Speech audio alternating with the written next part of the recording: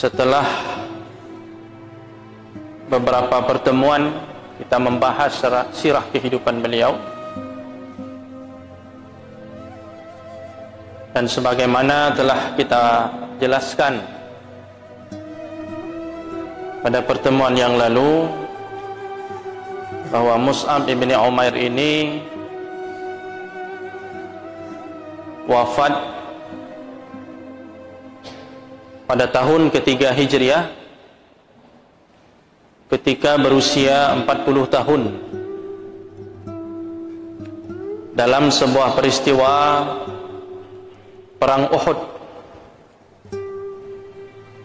di mana Mus'ab ibn Umair menjadi salah seorang yang dimuliakan oleh Allah Subhanahu wa taala dengan mati syahid. Beliau menjadi syahid, dan ini merupakan satu kemuliaan dalam rangka membela agama Allah Subhanahu wa taala, mempertahankan panji-panji Islam, gugur sebagai syuhada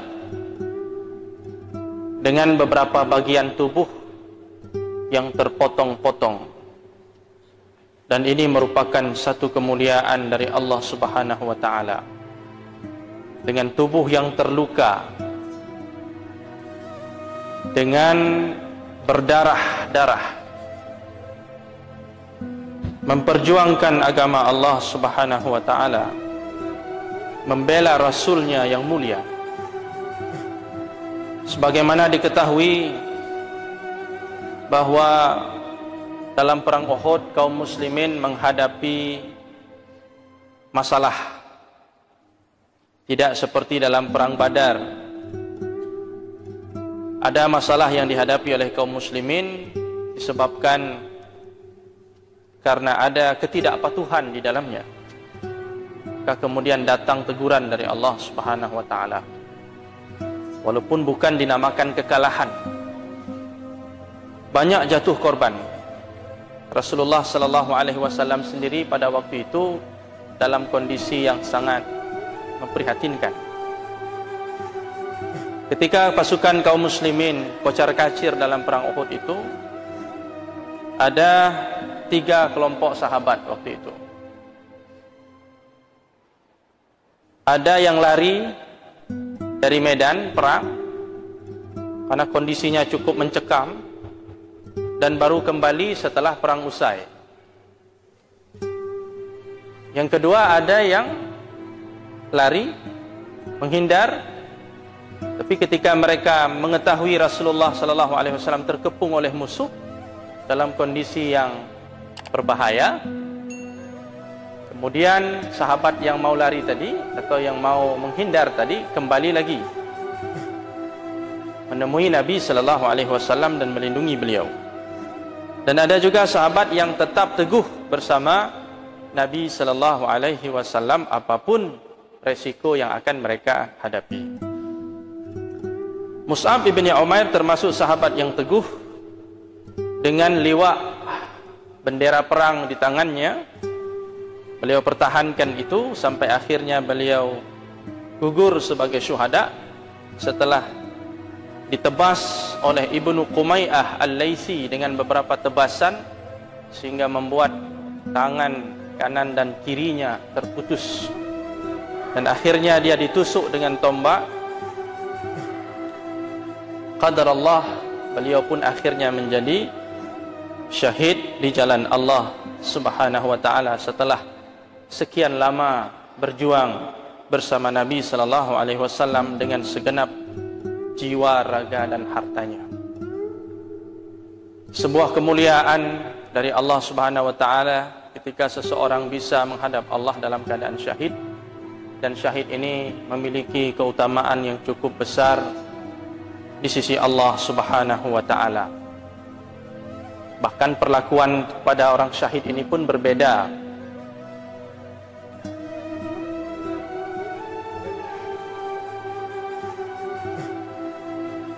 Ketika Mus'ab telah syahid dan perang pun telah usai, perang Uhud. Nabi sallallahu alaihi wasallam kemudian memeriksa kaum muslimin yang menjadi korban dalam perang itu. Nabi berjalan melihat-lihat sahabat-sahabat yang gugur dalam perang itu. Kemudian Nabi sallallahu alaihi wasallam melihat salah satu yang gugur itu adalah Mus'ab ibn Umair, dengan tubuh yang terluka, terpotong-potong. Ada juga sahabat yang gugur dalam keadaan tidak dikenali lagi wajahnya, tidak tahu lagi siapa orang itu, kecuali ada tanda di tubuhnya yang dikenali oleh saudara perempuannya. Jadi begitu perjuangan para sahabat, ditusuk, ditebas dalam perang itu sehingga tidak lagi dikenali siapa orang. Gara-gara ada tanda di tubuh itu, akhirnya saudara perempuannya tahu, oh ini ternyata abang saya. Begitu hebat perjuangan mereka dalam membela agama Allah. Ada yang tubuhnya dimutilasi. Hamzah dan satu orang sahabat dari kalangan Ansar juga dalam keadaan isi perutnya terurai, isi dalamnya sudah potong-potong, kunyah-kunyah. Tapi itu satu kebanggaan di sisi Allah Subhanahu wa taala. Dalam pandangan kita mengerikan, menakutkan. Tapi bagi mereka yang merasakan syahid itu, mereka minta kepada Allah, mohon kepada Allah supaya dikembalikan ke dunia. Kenapa minta dikembalikan ke dunia? Mereka ingin syahid sekali lagi. Mereka ingin tubuhnya dicincang-cincang lagi. Mereka ingin kepalanya dipenggal lagi di jalan Allah. Jadi semua permohonan orang-orang yang mati syahid itu dikabulkan, kecuali satu itu. Permohonan mereka untuk minta dikembalikan ke dunia, diberikan lagi kesempatan hidup, dan mereka ingin syahid lagi. Jadi kalau ada orang mati syahid kembali lagi kemari menceritakan kepada kita, mungkin itu cukup memberikan semangat untuk kita mengorbankan nyawa kita di jalan Allah Subhanahu wa taala. Tapi mereka tidak kembali. Namun keadaan mereka di sisi Allah dan bagaimana mereka dimuliakan oleh Allah itu diceritakan oleh Nabi sallallahu alaihi wasallam di dalam hadis-hadisnya yang sahih. Ketika Nabi melihat sosok Mus'ab bin Umair terbaring, terbujur dalam keadaan berlumuran darah dengan bagian tubuhnya yang terpotong itu, Nabi sallallahu alaihi wasallam di antara yang beliau ucapkan ketika melihat Mus'ab, Nabi katakan, laqad ra'aituka bi Makkah wa ma biha ahadun araqu hullatan wala ahsanu limmatan mink. Kata Nabi sallallahu alaihi wasallam, aku dulu melihatmu di Mekah. Dulu waktu di Mekah ketika kamu masih remaja, aku melihatmu dulu, tidak ada seorang pun di Mekah yang pakaiannya lebih halus dan lembut dari pakaianmu. Seperti yang kita ceritakan tentang Mus'ab masa remaja beliau. Seorang pemuda, seorang remaja yang cukup dimanjakan oleh keluarganya, dipenuhi segala keinginannya, dibelikan apa saja oleh ibu dan ayahnya. Pakaiannya pakaian yang paling bagus. Di semua pemuda-pemuda Mekah itu yang paling bagus pakaiannya, yang paling lembut, yang paling mahal, itu punya Mus'ab bin Umair. Dulu, sebelum dia mengenal Islam. Wala ahsana limmah, dan belum pernah aku melihat pemuda yang rambutnya tertata sangat rapi melebihi rambutmu. Di rambut yang paling keren dulu rambut Mus'ab dulu waktu remaja. Minyak rambutnya mahal, pakaiannya mahal, sendalnya mahal, parfumnya khusus spesial dari luar, harganya mahal, makanannya enak. Itu kehidupan Mus'ab dulu sebelum Islam. Summa anta sya'isun fi burdah. Kemudian aku menemukanmu sekarang dalam keadaan rambut yang berantakan, acak-acakan. Setelah dia berjuang dalam keadaan mati syahid seperti itu, penampilannya sangat sederhana. Fi burdah, dalam dengan mengenakan pakaian burdah, sejenis kain yang bergaris-garis. Dalam riwayat yang lain namirah. Namirah itu artinya harimau.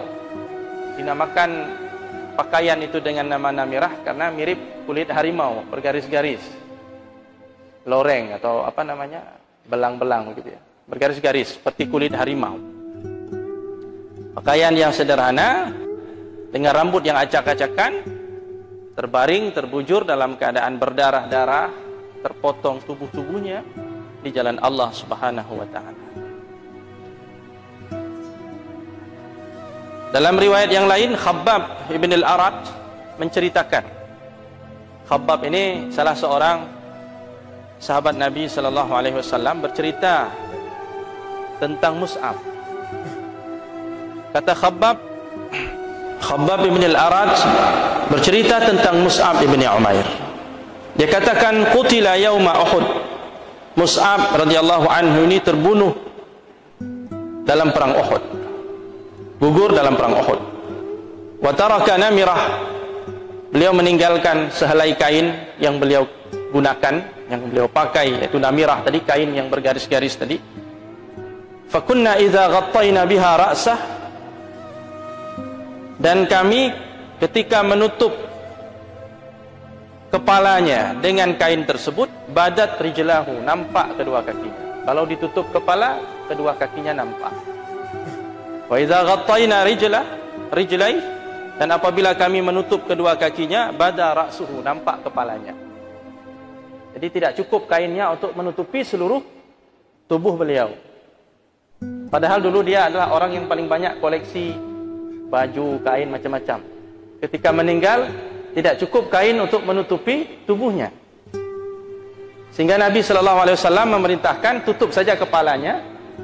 Di bagian kaki yang nampak itu ditutup dengan izkhir, dengan tanaman semacam tanaman serai.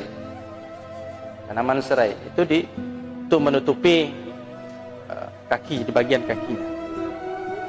Jadi dari hadis ini kita bisa melihat, membayangkan betapa seorang Mus'ab itu meninggalkan segala kemewahan dunia yang selama ini membesarkan dirinya. Dia tinggalkan itu semua, akhirnya pulang menghadap Allah Subhanahu wa taala tanpa membawa kemewahan harta atau mewariskan kemewahan harta kepada keluarganya. Pulang menghadap Allah Subhanahu wa taala dengan kemuliaan syahid. Jadi tentunya berdasarkan hadis-hadis yang lain juga, ya, ada juga nanti dari Abdurrahman bin Auf, hadis sahih juga seperti hadis Khabbab tadi. Abdurrahman bin Auf suatu ketika dibawakan kepada beliau makanan. Abdurrahman bin Auf ini sahabat Nabi yang dijamin surga, salah seorang sahabat yang dijamin surga, kaya raya, pengusaha sukses.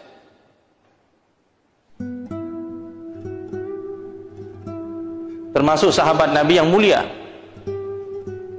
tokoh dari sahabat Rasulullah sallallahu alaihi wasallam. Suatu ketika dibawakan makanan, dihidangkan makanan kepadanya. Ketika dia mau makan makanan itu, dia teringat dengan Mus'ab ibn Umair. Faqal, dia pun berkata, Abdurrahman bin Auf berkata, qutila Mus'ab ibn Umair wa kana khairan minni. Mus'ab ibn Umair telah gugur dalam pertempuran itu, dan dia adalah orang yang lebih baik dariku. Kata Abdurrahman bin Auf, Mus'ab itu lebih baik dariku. Wa kana khairan minni. Falam yujad lahu ma yukaffanu fih illa burdah. Kami tidak mendapati kain yang bisa menutupi tubuhnya kecuali burdah tadi.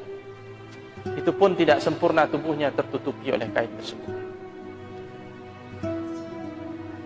Jadi maksud kafan di sini bukan artinya dikafani seperti jenazah-jenazah lain yang tidak mati syahid. Orang yang mati syahid ini kan ada hukum khusus dia. Dia tidak disolati, tidak dimandikan, dan tidak dikafani. Menurut pendapat mayoritas dan pendapat yang rajih. Jadi bagaimana? Ya sudah, dikuburkan dengan apa adanya. Pakaian yang melekat di tubuhnya, yang telah berlumuran darah itu, itulah yang dipakaikan kepadanya. kemudian dikuburkan. Kata Nabi sallallahu alaihi wasallam, "Walladzi nafsi biyadihi," kata Rasulullah, demi Allah yang jiwaku berada dalam genggamannya, la yuklamu ahadun fi sabilillah wallahu a'lamu biman yuklamu fi sabilih. Tidak ada seorang pun yang terluka di jalan Allah, tubuhnya berdarah-darah di jalan Allah, dan Allah Maha mengetahui siapa yang terluka di jalan Allah. Karena ada juga orang yang mati syahid tapi niatnya bukan karena Allah. Allah Maha tahu siapa yang berperang dan mati syahid ikhlas karena Allah. Allah Maha tahu siapa yang ikhlas, siapa yang tidak. Orang yang seperti itu jaa yaumal qiyamah, akan datang di hari kiamat nanti ketika dibangkitkan oleh Allah Subhanahu wa taala dengan darah-darahnya itu. Jadi darahnya masih segar waktu dibangkitkan nanti. Al-launu launud dam. Darah dia pada waktu dibangkitkan nanti adalah warna darah. Tubuhnya berlumuran darah seperti darah kita. Warrihu rihul misk, tapi baunya adalah bau misik, bau kasturi. Di warnanya nanti warna darah, tapi tidak bau amis. Baunya bau kasturi, bangga.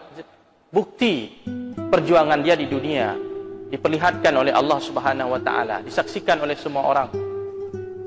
Dan semua orang berharap ingin seperti itu. Karena dia membawa bukti yang nyata, bukti perjuangannya di jalan Allah. Dia orang mati syahid akan dibangkitkan dalam keadaan seperti itu. Yang mati syahid di dalam perang. Ya. Tapi kalau seandainya dalam perang dia terluka, ini dalam kajian fikihnya ya, dalam perang dia terluka, kemudian pulang ke rumah setelah beberapa saat atau 1 hari 2 hari dia wafat, meninggal dengan luka tadi, maka itu tetap diperlakukan seperti jenazah-jenazah lain, dimandikan, dikafani, disolati dan dikuburkan seperti yang lain. Walaupun kemarin dia ikut perang, ini yang gugur di medan perang memang dalam proses perang itu, bukan setelah perang. Apakah gugurnya karena terkena senjata lawan musuh, atau terkena senjata sendiri secara tidak sengaja, bisa jadi. Atau terjatuh dari hewan tunggangan. Yang jelas kematiannya itu terjadi di dalam perang. Nah, ini disebut syahid. Syahid itu kan ada 3 ya, ada syahid dunia wal akhirah. Ini yang paling utama ini. Dia syahid di mata manusia dan syahid dalam pandangan Allah. Syahid dunia dan akhirat. Maka diperlakukan seperti orang syahid ini. Hanya dikuburkan saja. Nanti ada syahidud dunia, syahid dalam pandangan manusia. Tapi tidak syahidul akhirah. Dia tidak dapat pahala syahid, tidak dapat pahala jihad karena peperangan yang dilakukan riya. Tidak ikhlas karena Allah. Tidak dapat dia pahala syahid. Tapi dalam pandangan manusia dia mati dalam perang, tetap diperlakukan seperti syahid dunia wal akhirah tadi. Tidak dimandikan, tidak disolati, tidak dikafani, hanya dikuburkan saja. Sedangkan yang ketiga adalah syahid, yang orang yang mendapat pahala syahid. Seperti orang yang meninggal tenggelam, tertimpa reruntuhan. Ya, ada beberapa kategori syahid dapat pahalanya. Itu diperlakukan jenazahnya seperti jenazah-jenazah yang lain. Jadi maksud dikafani di sini sekedar ditutupi tubuhnya dengan pakaian yang ada itu. Tidak disiapkan kafan yang lain untuk dibalut tubuhnya dengan kafan seperti jenazah saja. Cuma para ulama di sini berbeda pendapat. Kalau dikafani bagaimana? Seandainya baju yang berlumuran darah karena perang tadi dilepas dari badannya, kemudian dikafani dengan kafan yang lain bagaimana? Di sini kalau menurut pendapat Syafi'iyah dengan Hanabilah, sebagian pendapat Hanabilah dikatakan itu sunnah saja. Jadi sunnah orang yang mati syahid itu dibiarkan tubuhnya dengan pakaian yang berdarah itu, disunnahkan, istihbab. Jadi disunnahkan dia tidak dikafani dengan kain yang lain. Lebih bagus dibiarkan begitu saja. Mazhab Maliki mengatakan wajib. Arti wajib artinya tidak boleh diganti dengan kafan yang lain. harus dengan pakaian yang berdarah itu bagi orang yang mati syahid. Tidak boleh diganti dengan kafan yang lain, kain yang lain. Cuma pendapat Malikiyah ini bertabrakan, secara zahir bertabrakan dengan satu fakta dalam riwayat. Ketika Hamzah gugur sebagai syahid dalam perang Uhud juga, sama dengan Mus'ab, saudara Hamzah, saudarinya bernama Sofiyah. Sofiyah ini kakaknya Hamzah, datang membawa 2 lembar kain kafan. Sofiyah ini sahabat Rasulullah, bibi Rasulullah, makciknya Rasulullah. Dia datang membawa 2 kain kafan. Dia ingin mengkafani Hamzah, adiknya yang gugur dalam perang Uhud.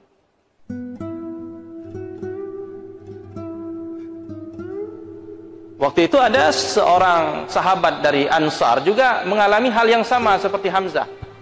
Dalam kondisi tubuhnya dimutilasi, isi perutnya sudah terurai, tidak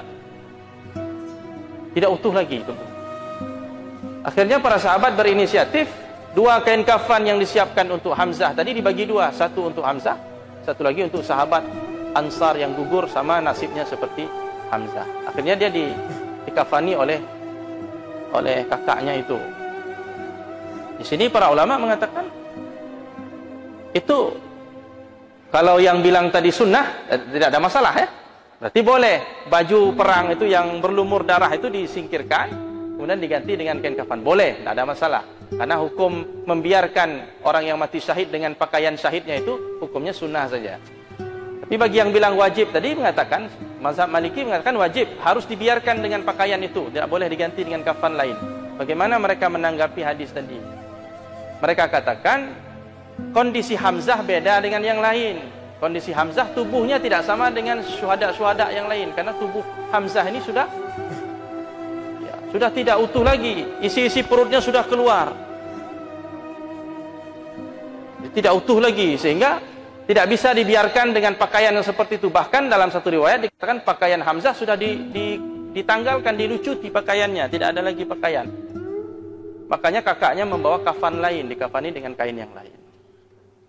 Jadi terlepaslah polemik pada khilafiyah di kalangan para ulama. Yang jelas orang yang mati syahid ini mendapatkan perlakuan khusus dalam Islam, satu kemuliaan bagi mereka. Bagaimana kalau yang mati syahid itu dalam kondisi junub? Para ulama mengatakan rajihnya pun, secara rajih, yang junub pun tidak dimandikan, sudah biarkan dalam keadaan junub dia itu. Sahabat Rasulullah Hazzalah namanya, mati syahid dalam keadaan junub, dalam keadaan berhadas besar. Sudah, dibiarkan saja. Masalah dia dimandikan oleh malaikat, itu bukan urusan kita, itu urusan alam malakut sana, bukan alam nasut kita manusia ini. Jadi kemuliaan yang luar biasa yang diberikan kepada sahabat-sahabat Rasulullah yang menjadi syuhada dalam perang Uhud, salah satunya adalah kepada Mus'ab ibni Umair radhiyallahu. Jadi hadirin yang dimuliakan Allah, setelah itu Nabi SAW memerintahkan agar Mus'ab ibni Umair dikuburkan. Dan dalam perang Uhud itu ada satu kuburan, satu liang itu dikuburkan beberapa orang, karena memang kondisinya darurat. Jadi ada kondisi-kondisi tertentu di mana satu liang itu boleh dikuburkan 2-3 orang. Jadi pada waktu itu Mus'ab diperintahkan untuk dikuburkan seperti yang lain juga, syuhada-syuhada yang lain. Fanazala fi qabri Abu Rum ibnu Umair. Turun ke kuburnya itu, ke liang lahatnya itu, untuk mengantarkan jenazahnya. Yang disuruh turun ke situ adalah Abu Rum ibnu Umair, saudaranya sendiri, saudara Mus'ab bin Umair. Karena dalam perang Uhud Abu Rum ini bersama kaum muslimin, sedangkan Abu Aziz itu bersama kaum musyrikin. Abu Aziz ibnu Umair bersama kaum musyrikin. Kemudian Amir ibni Rabi'ah dan Suwaibid ibni Sa'ad. Dalam riwayat yang lain, Rasulullah berdiri kemudian mendoakan Mus'ab ibni Umair dan membacakan salah satu ayat dalam Al-Quran. A'udzubillahi minasyaitonirrajim. Minal mu'minina rijalun sadaqu ma'ahadullah alaih, faminhum man qadha nahbah wa minhum man yantazir wa ma baddalu tabdila. Ada di antara orang-orang yang beriman itu orang-orang yang menunaikan janjinya kepada Allah Subhanahu wa taala. Orang-orang yang menepati janjinya kepada Allah Subhanahu wa taala. Di antara mereka ada yang gugur dalam menepati janjinya, gugur di jalan Allah, dan di antara mereka ada yang sedang menunggu-nunggu untuk gugur di jalan Allah. Dan mereka tidak akan pernah mengubah janjinya itu. Maksudnya Mus'ab bin Umair ini termasuk orang-orang yang qadha nahbah, orang yang mengorbankan nyawanya untuk menunaikan janjinya kepada Allah Subhanahu wa taala. Jadi dia termasuk minas sadiqin, orang-orang yang jujur dengan ucapannya, jujur dengan imannya, jujur dengan janjinya kepada Allah Subhanahu wa taala. Kemudian Nabi mengatakan, asyhadu anna haula syuhada indallah. Aku bersaksi bahwa mereka ini adalah syuhada. Mereka ini adalah syahid-syahid di sisi Allah Subhanahu wa taala yaumul qiyamah, pada hari kiamat.